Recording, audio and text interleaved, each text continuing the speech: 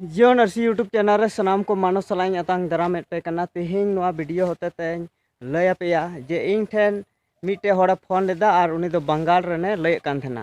और बंगाल खोन उनी फोन कते इnye मिता दिया जे वीडियो बनाव में दादा जे नोआ बाबत वीडियो बनाव में डिलिस्टिंग बाबत और नुकु ईसाई धर्म कोई अपनार का उनको को दो डिलिस्टिंग को हुआ डिलिस्टिंग जरूर करना और नोआ बाबत गे आम वीडियो बनाव में नौका इnye नेहर दिन थाना मेनखान नोआ डिलिस्टिंग नितो चेक लेकाते नुकु ईसाई हड़े डिलिस्टिंग वा डिलिस्टिंग नितो संताल हपन संताल हड़ आयमा धर्म रेको उचड़ नाचड़ कना जेलेका नोंडे हिंदू धर्म रेहो संताल को चलाव कना ईसाई धर्म रेमा को चलाव कान गी सावते नोआ लेका रे नुकु डिलिस्टिंग दो ओका लेका ईसाई धर्म रेन हड़े डिलिस्टिंग दाड़े को डिलिस्टिंग खाय मा नुकु को हिंदू धर्म को चलाव कान नुकु हो डिलिस्टिंग हुई दाड़ेया चेदा जे ईसाई धर्म हड़ गी डिलिस्टिंग जरूर कना और चेदा ईसाई धर्म हड़ डिलिस्टिंग जरूर कना डिलिस्टिंग जरूर कान खाय हिंदू धर्म ओकय को चलाव कना उनको हो डिलिस्टिंग जरूर कना अदो नोआ लेकाते इन मेनदा जे ओकय ईसाई धर्म को मनावे कान नुकु दो ओकय हो बाय डिलिस्टिंग दाड़े को और डिलिस्टिंग को खाए नुकु हिंदू धर्म को अपनार का नुकु होय डिलिस्टिंग जरूर कना अदो नोआ गी नितो खाली नोआ को मेनदा ईसाई हर दो डिलिस्टिंग जरूर कना ईसाई धर्म को मनावे नुकु दो डिलिस्टिंग जरूर कना और ओका आरक्षण को नाम दा नुकु दो आरक्षण खो चाबा को हुआ नोआ अडी आयमा हड़ा मोचा खन रोड आंजमो कना और नोंका गी ईसाई हड़ अडी को टारगेट को कना और ईसाई हड़ विरुद्ध रे नोंका को रोड़े कना मेनखान नोआ को रोड दो बांग जरूर कना चेदा एनते सनाम हड़ गी संताल समाज रन हड़ माने जस्ती खो जस्ती इटा धर्म को अपनार कदा और नोंका लेकाते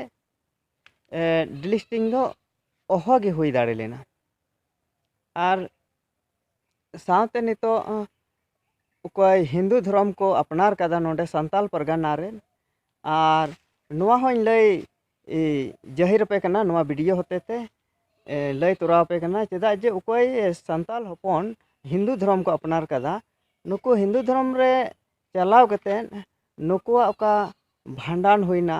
बापला बिहा हुईना और सावते ओका सोरहाय परब हुईना से सानाम गे नुकु संताला ओका नियम धर्म कना ओका संताल समाज रिया कना नोआ दो जतो को मनाव अगुयेत कना नुकु हड़ हिंदू मंदिर रहो को पूजयदा जेलेका गंगा घाट रहो को पूजयदा उमुक कना को ओंडे गंगा घाट रे सावते मंदिर कोरे दा को दुलदा नोआ को जतो को चिकायदा मेनखान नोआ गी बोला आकुआ ओका कना ओना हकु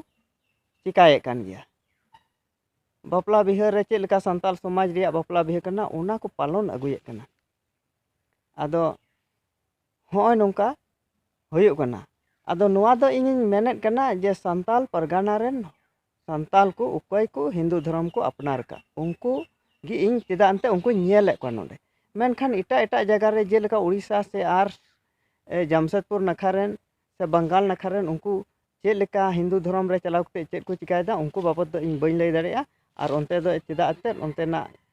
इन संगिन गया ओना इयते बइन लय दाड़ेया ओना और